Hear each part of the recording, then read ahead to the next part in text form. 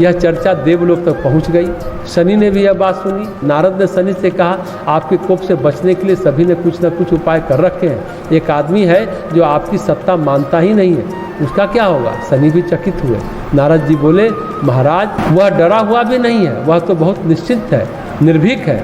वह कृष्ण का नाम नीलमणि को धारण कर रखा है। शनि बोले, वह ठीक कर रहा है। वह जिस सत्ता को मान रहा है उसकी सत्ता से ही हमारा सत्य है। शास्त्र कहते हैं शनि के भी आराध्य श्री कृष्ण है। शनि को जो ग्रहत्व मिला, ग्रह रूप में आए, वह शिव की तपस्या से आए, पर शनि जिनकी भक्ति करते हैं वे श्री कृष्ण ही हैं। उस नीलमणि को धारण करने के कारण हम भी नीलांजन कहलाते हैं। नीलांजन समाभास्यम रविपुत्रम समाग्रजम। उस नीलेपन के कारण हम भी नीले हैं। उस नीलमणि के सामने सब नीलमणि फीका है।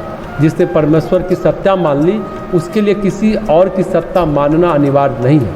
और कोई भी सत्य, कोई भी विधान, कोई भी विद्या, कोई भी चीज़ प्रकृति के नियमों का उल्लंघन करने में समर्थ नहीं है। छल करने वालों को ही छलता है, पर ऐसा कोई छल नहीं है जो भक्त को छल सके। लगता है ऐसा हो रहा है, पर ऐसा होता नहीं है। गोस्वामी जी कहते हैं भक्त होता है हरिजन होना, भक्त होना है हरिजन होना। तो छल की तो जरूरत ही नहीं है। आपको अगर संसार पाना है, सत्ता पानी है, हो सकता है छल आपके काम आ जाए, वैसे आता तो नहीं है। थोड़ी देर के आप अपने को भ्रमित कर सकते हो, छल हमारे काम आ गया, हम चुनाव जीत गए। लेकिन अगर सत्य पाना है तो छल छोड़ना ही पड़ेगा। सत्य पाना है तो छल से काम नहीं चलेगा, छल से कोई काम नहीं चलने वाला है। इसलिए कहते हैं गोस्वामी जी, जो न छाड़ी छलू हरिजन हो। सब कुछ पा सकते हैं पर मानव जीवन को गंवाते चले जाओगे। छल जितना बड़ा होगा, मानव जीवन उतना छोटा होगा, उतना ही उसे खोते जाओगे। जीवन के उद्देश्य, जीवन की गरिमा, जीवन का प्रकाश खोता चला जाएगा, फिर उसका कोई अर्थ नहीं रह जाएगा। इसलिए अगर हरि भक्ति करनी है, नारायण को पाना है, शिव को पाना है, परमात्मा के समीप पहुंचना है, तो छल जितनी जल्दी छोड़ा जा सके उतना ही अच्छा है। जीवन के उद्देश्य को पाना है, जितनी जल्दी हो सके छल छोड़ना अच्छा है। एक बार की बात है, भगवान श्री कृष्ण के सखा थे सुदामा, राधिका जी के भाई थे मनसुखा, ये सब सखा थे भगवान के। एक बार मनसुखा से कृष्ण ने कहा, मनसुखा मैं तेरे ऊपर बड़ा प्रसन्न हूँ, तू मुझसे जो चाहे मांग ले, मैं तुझे सब कुछ देने के लिए तैयार हूँ। मनसुखा हंसा, बोला माखन चुराने वाला कन्हैया मुझे क्या देगा? मेरे साथ तो तुम चोरी करते हो, मैया तुम्हें पीटती है, तुम मुझे क्या दोगे? छोटी छोटी चीज़ों के लिए तुम मैया के सामने गिड़गिड़ाते हो और गोपियाँ तुम्हारा सब कुछ छीन ले जाती हैं, तुम मुझे क्या दोगे? नहीं, मैं तुम्हें दे सकता हूँ, देखो मैं तुम्हें क्या क्या दे सकता हूँ।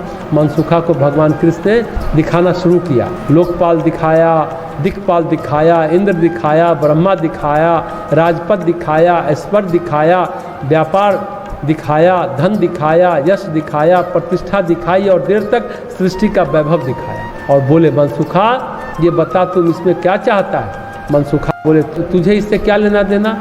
हाँ ये बात है कन्हैया, मैंने सपना बड़ा अच्छा देखा अभी। कन्हैया बोले सपने में तुम्हें कुछ अच्छा लगा हो तो बता।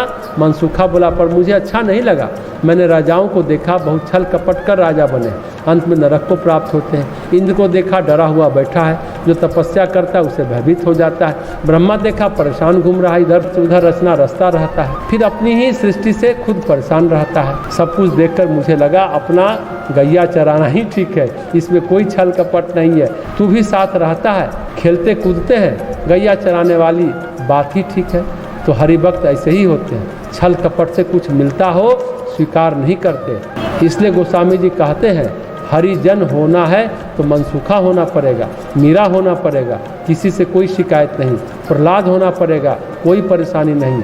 अगर छल को न छोड़े तो छल तुम्हें पकड़े रहेगा, और तब तक पकड़े रहेगा जब तक तुम्हारी जीवात्मा को अंधेरे में न डुबा दे, अंधकार में विलीन न कर दे, तब तक पकड़े रहेगा। इसलिए वो शोक के योग्य है, सोच के योग्य है, जो छल पकड़े बैठे हैं, जो हरि भक्ति की ओर नहीं मुड़ रहे हैं।